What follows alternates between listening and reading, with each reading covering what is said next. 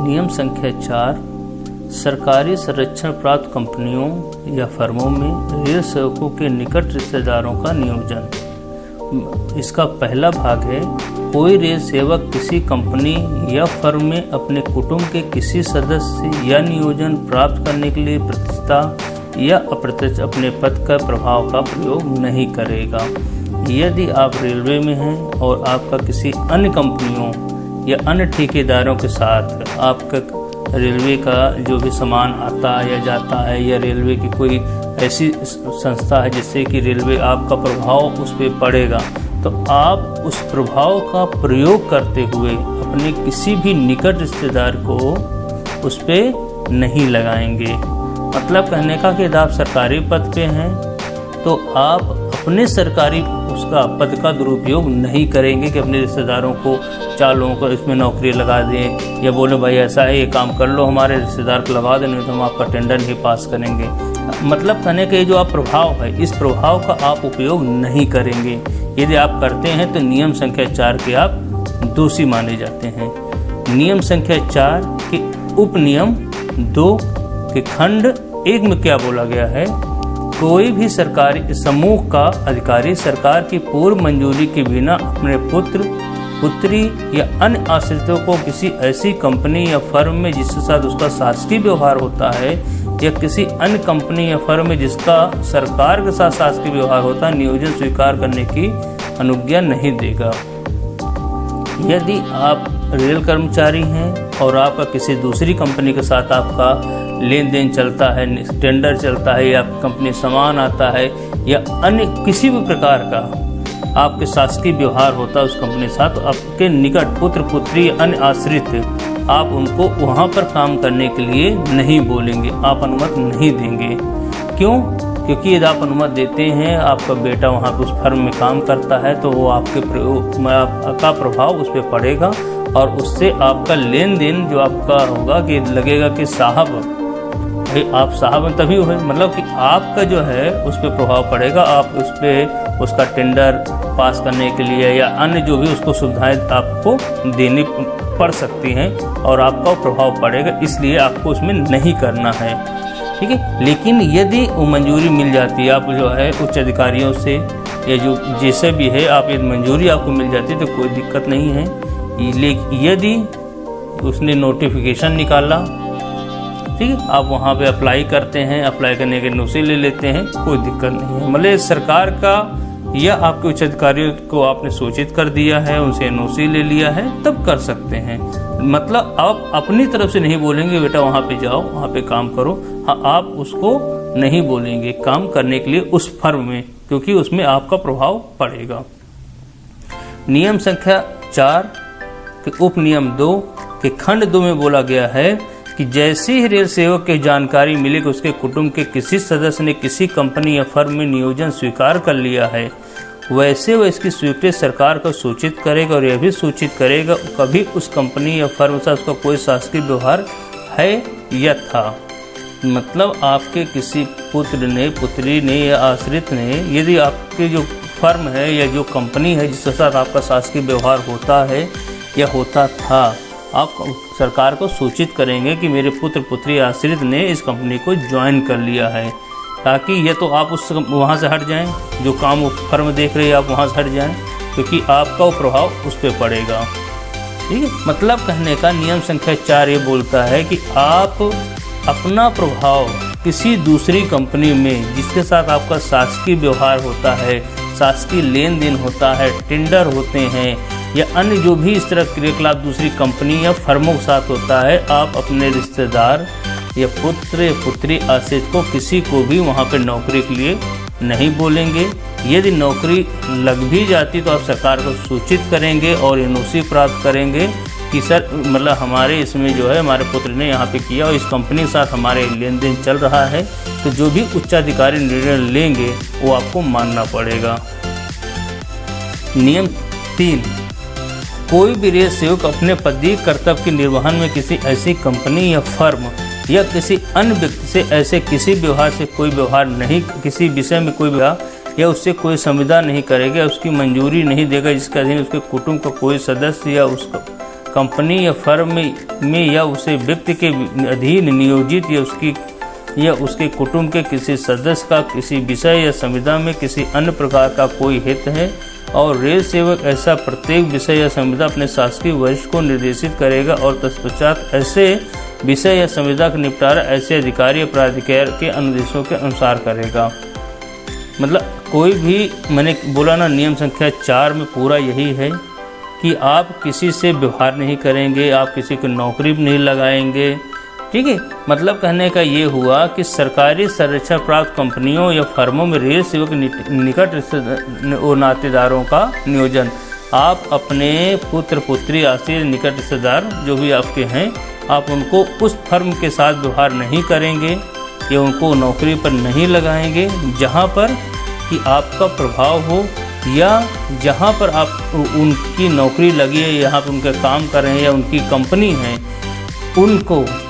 या उनकी फर्म से आप व्यवहार नहीं करेंगे, आप उनका टेंडर या कोई भी इस तरह सामान नहीं खरीदेंगे। ये नियम संख्या 5 बोलता है राजनीति और निर्वाचन में भाग लेना। ये बोलते हैं नियम संख्या 5 कि आप किसी भी राजनीतिक दल या राजनीतिक संगठन या कोई ऐसा संगठन जो राजनीति से प्रेरित हो, आप उसके सदस्य नहीं बन सकते हैं, आप उनके क्रियाकलापों में भाग नहीं ले सकते हैं और ना ही उनसे लिए चंदा एकत्रित करेंगे और ना ही चंदा देंगे, न अपने घर वालों को बोलेंगे चंदा देने के लिए। मतलब आपको पूर्णतः ये वर्जित है कि इस तरह के राजनीतिक जो है दल में भाग लेना या अपने घर वालों को बोलना कि भाई आप इसमें लो। ठीक है, ये है नियम संख्या 5। अब इसमें है नियम संख्या 5 का 1, कोई भी रेल सेवक किसी राजनीतिक दल या किसी संगठन का जो राजनीति में भाग लेता है सदस्य या अन्यथा उसके सहमुक्त नहीं होगा, संयुक्त, और न ही वो राजनीतिक आंदोलन या क्रियाकलाप में भाग लेगा और न ही उसके सहायतार्थ चंदा देगा या किसी अन्य प्रकार से सहायता करेगा। नियम संख्या 5 का 2, प्रत्येक रेल सेवक का यह कर्तव्य होगा कि अपने कुटुंब के किसी सदस्य को किसी ऐसे आंदोलन या क्रियाकलाप में जो विधि द्वारा यथास्थापित सरकार के लिए ध्वंसकारी है या जो प्रत्यक्ष या प्रत्यक्ष रूप से उसकी प्रवृत्ति है, भाग लेने या उसके सहायतार्थ चंदा देने या किसी अन्य प्रकार की से सहायता करने से रोकने के लिए प्रयास करें। और जहां कोई रेल सेवक अपने कुटुंब के किसी सदस्य को किसी ऐसे आंदोलन या क्रियाकलाप में भाग लेने या उसको सहायतार्थ चंदा देने या किसी अन्य प्रकार से सहायता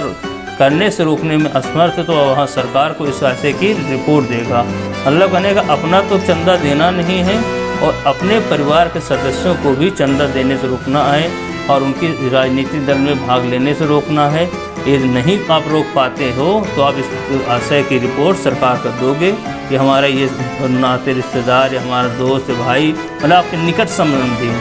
ठीक इस कंपनी इसमें राजनीतिक दल से जुड़ गए हैं, जो भी है आपको सूचना देनी है। नियम संख्या 5 का 3, यदि यह प्रश्न उठता है कि कोई दल राजनीतिक है या नहीं, या कोई संगठन राजनीति में भाग लेता है या कोई आंदोलन या क्रियाकलाप उपनियम 2 की परिधि में आता है या नहीं, उसे सरकार का निश्चय अंतिम है। यदि मतलब इसमें ये बोला गया है कि कौन राजनीतिक दल है या नहीं है, ये निर्णय लेना सरकार के ऊपर है। कहाँ जहाँ भी कंफ्यूजन है वो सरकार डिसाइड करेगी कि वास्तव में राजनीतिक आंदोलन है या नहीं है, आप उसमें भाग ले रहे हो नहीं, जो है सरकार। नियम संख्या 5 का 4, कोई रेल सेवक किसी विधानमंडल या स्थानीय प्राधिकारी के निर्वाचन में न अथवा हस्तक्षेप या उसके संबंध में असर का उपयोग नहीं करेगा, उसमें भाग नहीं लेगा। मतलब कहने का कि आप अपने पद का उपयोग या दुरुपयोग नहीं करोगे किसी को जिताने के लिए या विधानमंडल या स्थानीय प्राधिकारी को अपना प्रभाव करने के लिए, भाई ऐसा है ये काम कर लो, इनको जिताना है या इनको आप पक्ष लीजिए, कोई भी काम नहीं करेगा। लेकिन इसमें एक चीज़ बोला गया है कि वो कर्मचारी अपने मतदान का उपयोग करेगा, वो उसके लिए छूट है। लेकिन मतदान के बाद कोई चीज़ का ये नहीं बोलेगा हमने इस मतलब राजनीतिक दल को या इस पार्टी को हमने वोट दिया है और आप भी वोट दी, इस चीज़ के लिए वो प्रेरित नहीं करेगा। उसको ये बोला गया कि आप जो है भारत के नागरिक है, आपका जो अधिकार है आप उसका उपयोग करिए, लेकिन आप किसी को प्रेरित नहीं करेंगे कि आप इस राजनीतिक दल को वोट दीजिए। नियम संख्या 6, रेल सेवक का संगमों या संघों में सम्मिलित होना। मतलब कोई भी रेल सेवक किसी ऐसे संगम या संघ में सम्मिलित नहीं होगा या उसका सदस्य नहीं बना रहेगा जिसके उद्देश्य या क्रियाकलाप भारत की संप्रभुता या अखंडता या लोक व्यवस्था या नैतिकता का प्रभाव डालने वाले हैं। मतलब कोई भी रेल कर्मचारी किसी ऐसे संघ या संगम में शामिल नहीं होगा जो भारत की अखंडता को प्रभावित करता हो, परंतु वह जो रेल मंत्रालय द्वारा मान्यता प्राप्त संघ है या राजनीतिक जो यूनियन है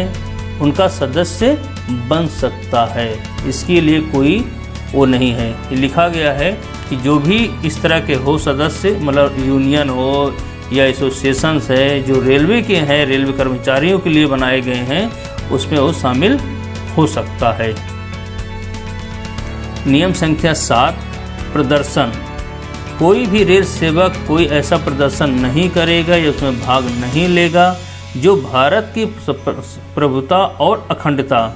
राज्य की सुरक्षा, विदेशी राज्यों के साथ मैत्रीपूर्ण संबंधों, लोक व्यवस्था, शिष्टाचार या सदाचार पर प्रतिकूल प्रभाव डालने वाले हैं, या जिसमें न्यायालय की अवमान अंतर्विलित है या उससे मानहानि हो या किसी अपराध का उद्दीपन हो। मतलब कहने का कि कोई भी, देखिए नियम संख्या 6 बोला है कि आप संघ या संगम जिसमें भारत की प्रभुता और अखंडता पर प्रतिकूल असर डालता हो, आप उसके सदस्य नहीं रह सकते हैं। और नियम संख्या ये बोला, ठीक सदस्य भी नहीं रहोगे, लेकिन नियम संख्या 7 बोला कि आप उसमें प्रदर्शन में भी शामिल नहीं होंगे जो विदेशी राज्य की सुरक्षा, प्रभुता, अखंडता या दूसरे देश के साथ जो है मैत्रीपूर्ण संबंध व्यवहार हो या इस तरह से कोई भी इस तरह से ऐसे जो गवर्नमेंट की नीतियों के खिलाफ हो, आप उस पर प्रदर्शन में भाग नहीं लेंगे। ये नियम संख्या 7 बोलता है। नियम संख्या 7 ये भी बोलता है कि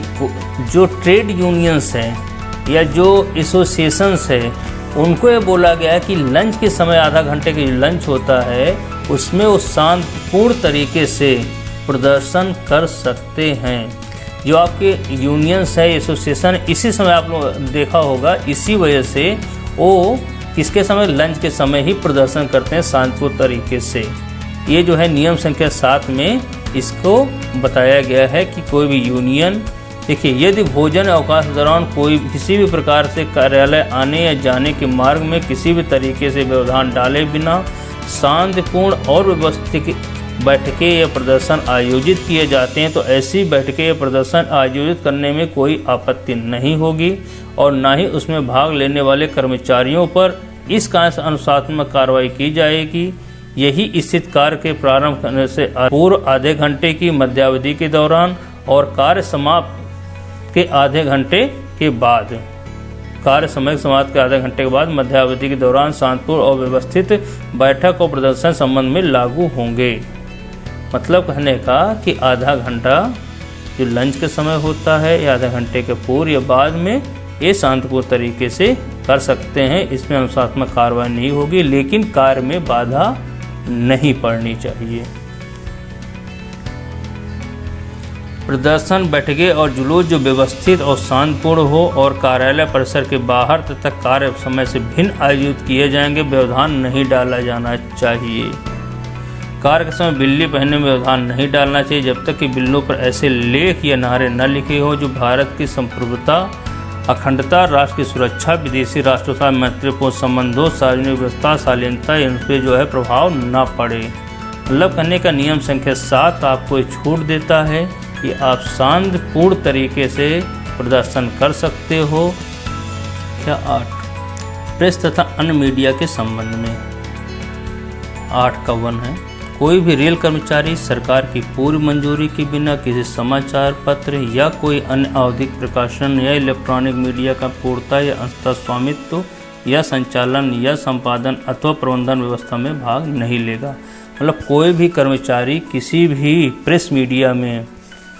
क्या करेगा, प्रबंधन में भाग नहीं ले सकता है, उसका स्वामित्व तो नहीं बन सकता है, चाहे पूर्णता हो या अंशता हो, या संपादन में भाग नहीं ले सकता है। मतलब जो भी इस तरह के कोई भी क्रियाकलाप करेगा वो सरकार की अनुमति लेना उसमें आवश्यक है।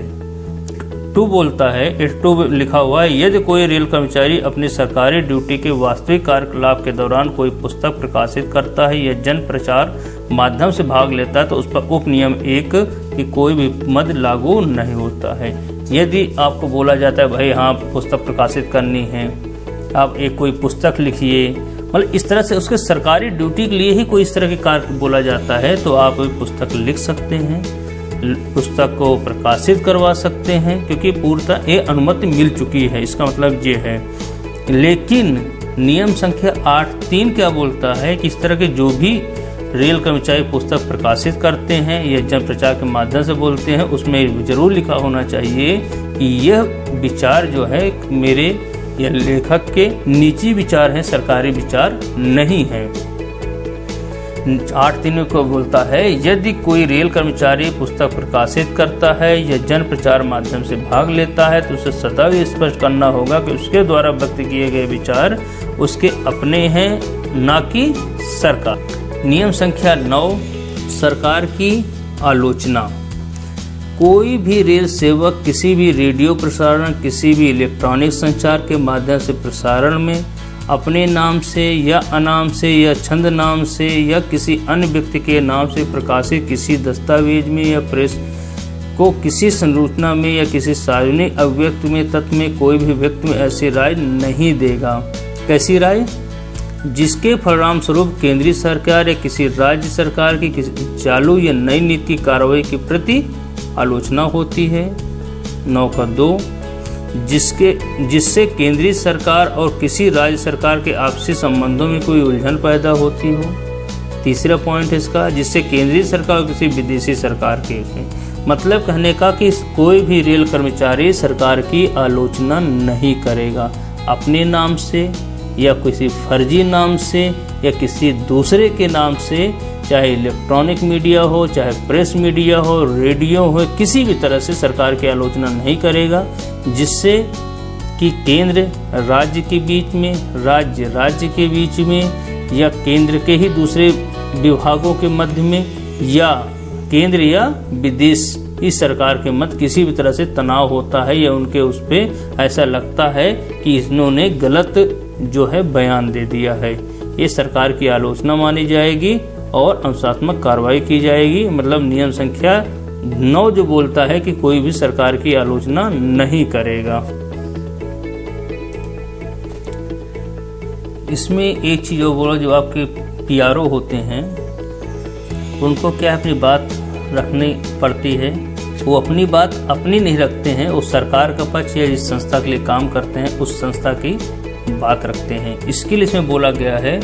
इस नियम में कोई भी बात किसी रेल सेवक द्वारा अपने पदीय हैसियत में या उससे निर्दिष्ट कर्तव्य के समग्र पालन के लिए किए गए कथन या व्यक्त किए गए दृष्टिकोण को लागू नहीं हो। मतलब कहने का, क्योंकि वो कर्मचारी एक PRO है, उसका काम ही है सरकार की नीतियों के बारे में बताना। यदि उस हैसियत से कोई ऐसी बात बोली जाती है तो उसको सरकार की आलोचना नहीं माना जाता, क्योंकि उस सरकार की ही बात बोली जा रही है। ठीक है, तो नियम संख्या 9 में ये बात किया गया। और यदि कोई यही सारी बातें जिसमें आलोचना मानी जाती है, कोई यूनियन का पदाधिकारी है, किसी लेख में लिखता है, किसी पेपर में लिखता है, यहाँ तक कि उनके द्वारा संचालित जो जनरल हैं, लेख हैं, उनकी पुस्तकें हैं, उसमें भी नहीं लिखेगा। यदि इस तरह की चीज़ें लिखी जाती हैं व्यक्तिगत हैसियत से तो उनके खिलाफ भी अनुशासनात्मक कार्रवाई की जा सकती है। ये नियम संख्या 9 बोलता है।